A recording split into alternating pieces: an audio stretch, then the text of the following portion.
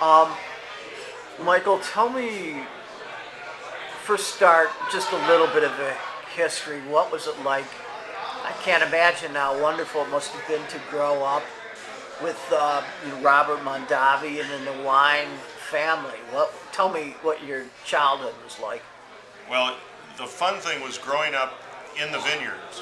Our home was at the Charles Krug Vineyard, and 100 yards from our home was the winery. And from the time I was about 4 years old, the cellar master was my babysitter. And so the barrels, the tanks, the equipment in the cellar, those were my playpen. Those were my jungle gym.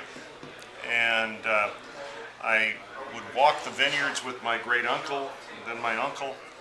He'd teach me about the agriculture and how the grapes, the flavor in the grape makes the flavor in the wine. You don't make the wine in the cellar. Mother Nature is the winemaker. Right? So, at what age did you actually start to like to drink wine? I mean, did you? My grandmother gave me wine in my baby bottle when I was teething because she didn't want any of her grandchildren to have milk in their mouths when they were sleeping, when they were creating their new baby teeth. So she put about half an ounce of red wine in the water of the baby bottle to put us to sleep. So I've been enjoying wine since I was about 20 inches long. Tell me, was your father, what kind of father? Was your dad so busy with the vineyard that he was, what type of father was your dad? He was very busy with the business, and when we would work with him in the business, he was a very determined taskmaster. He was a perfectionist. And he would, unfortunately, catch you doing things wrong, which was good in one point because my brother and I really focused on, we're not going to let him catch us doing anything wrong. Right? We now have a different attitude where we try to catch people doing things right and compliment them. But my father was, again, a product of the Depression, growing up in very difficult, tough times, and that's what he knew, and that's what he insisted on, is we can't afford not to do it right. If you learned one lesson from your father, what was it in terms of winemaking? Never, ever put a product out to your customer that you're not proud to serve to your family and friends. Okay. Tell me about you have a bottle of Emblem that you're drinking. Tell me what you're doing now. Well, my son, daughter, wife, and I formed a little company called Folio Fine Wine Partners.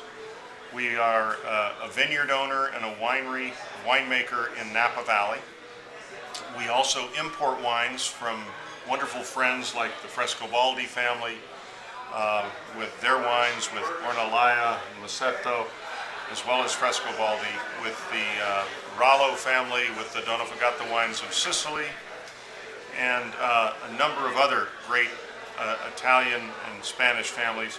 But the fun thing we're doing right now is my son and I, this is the only wine that we make together as partners, as partner winemakers. All of our other wines, my son is the winemaker. I make the M Cabernet Sauvignon by Michael Mondavi, and this is the one where the two of us collaborate. And it's fun because it took us 3 years to agree on the style of the wine. And where is your vineyard? Our vineyards are all in Napa Valley. This vineyard is up in the hillsides northeast of St. Helena at 1,400 feet elevation. Beautiful rolling hills, volcanic rock, very shy production vineyards, and that's why you have the rich, full flavor and complexity of this wine. Tell me about, your father really introduced America to wine drinking. As we approach 2010, what do you see for the next 50 years? What's exciting to me is the young people today. People in their mid to late 20s, their 30s, they are discovering wine and great food more than the previous generations. An interesting statistic is that the millennial generation, more of the women today are drinking wine than men, which is the first time since they've been keeping records. And the second is more men and women choose wine as their beverage of choice between beer, wine, and spirits. It used to be beer, right? And so the future of the wine business, and I think the fine food business, is great, very bright. Have tastes changed in wine? I mean, you know, are people more, much more particular, or how, you know, how have changed? You know, it's interesting. I don't think people are more particular. I think that the winemakers are listening to the customer, where instead of making wines that, ooh, this is big, intense, you need to learn how to enjoy my Cabernet. The winemakers today are saying, wine should complement food.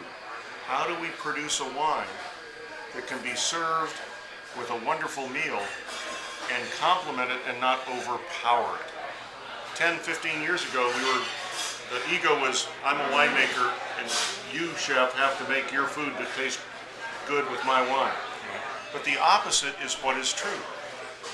The fresh ingredients for a meal are fleeting, depending on the season of the year, the different ingredients. The wonderful mushrooms we had tonight with the pasta, spectacular. That made the wine taste better. So we, the winemakers, have realized wine is to complement food. Wine is not the main ornament on the table.